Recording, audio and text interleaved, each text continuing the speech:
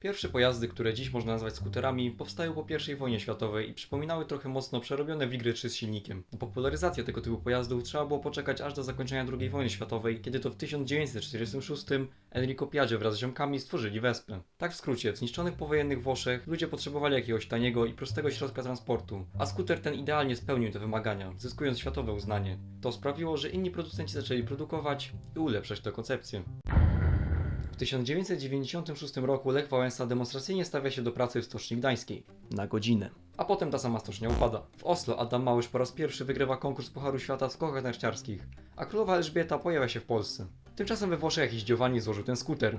Gilera/Piaggio Typhoon 50. W całkiem fajnym kolorze, szkoda tylko, że nie ma okleiny. Ale czy Typhoon różni się czymś od innych skuterów z tamtych lat? No może poza oponami? No w sumie to nie różni się zbyt wiele od innych modeli Piaggio z tamtych lat, takich jak NRG, no może poza przodem. Dlatego w tym filmie chciałem się skupić nie na tym super modelu, a na tym, dlaczego skutery są w ogóle fajne. Skutery z lat 90. Tak jak ten. Pierwsza rzecz to prostota użycia. W każdym normalnym motocyklu z tamtych lat, aby dokonać rozruchu silnika, trzeba odkręcić kranik, zaciągnąć sanie, może trochę przegazować, przekręcić kluczyk i ewentualnie jak w mojej XT kopnąć kilka razy, aby ustawić to w pozycji, która nie rozerwie mi nogi po raz 69. A dodatkowo zaciągnąć sprzęgło, wbić bieg, puścić sprzęgło. W skuterze robisz dosłownie tyle.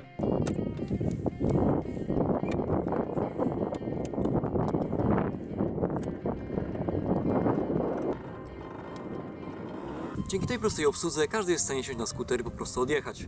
Nawet twoja stara. To właśnie zapewniło Vespie taki sukces 50 lat wcześniej. Ale 50 lat wcześniej Vespa nie miała tego. Zaimplementowanie czegoś takiego jak skrzynia CVT w skuterach pozwoliło pomniejszyć wymiary silnika, co daje miejsce na schowek pod siedzeniem. Naprawdę możliwość schowania plecaka pod siedzeniem jest dla mnie takim luksusem, że naprawdę czasami mam dylemat, czy jechać Yamahą czy tym piździkiem. Ten dźwięk to dźwięk dwusuwowego, chłodzonego powietrzem silnika, niczym Vespa. Silnik nosi nazwę TS2T i chyba nie ma prostszej konstrukcji niż ta. Chłodzenie jest wymuszone wiatrakiem, przez co z drugiej strony można poczuć lekki wiaterek w odpalonym silniku. Jest to świetne rozwiązanie, bo silnik nie ma za bardzo jak się chłodzić z tyłu. Ponieważ jest to dwusuw, paliwo musi być zmieszane z olejem, co tutaj dokonuje się automatycznie. Każdy mówi, żeby wywalić ten zbiornik, bo jak się zepsuje, to skuter się zatrze, bla bla. Tak naprawdę wystarczy sprawdzać, czy dozownik działa. Znajduje się on mianowicie tutaj, o kurde, tutaj pod tym, sprawdzić sobie, czy po prostu czasami działa i chyba nic się nie powinno stać. Warto też zobaczyć, czy po prostu skuter kopci, czy wydaje się tutaj z tego tłumika biały dym, a wtedy litr oleju pozwala na przejechanie 2000 km. Ale mamy z głowy mieszanie oleju na stacji.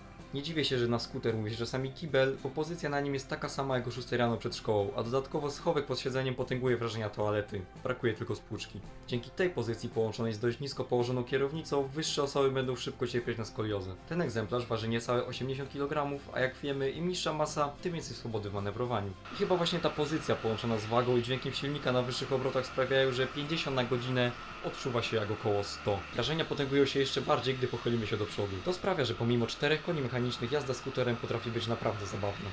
Pamiętajmy tylko, że to nie motocykl i próba złożenia się może się tutaj skończyć w rowie.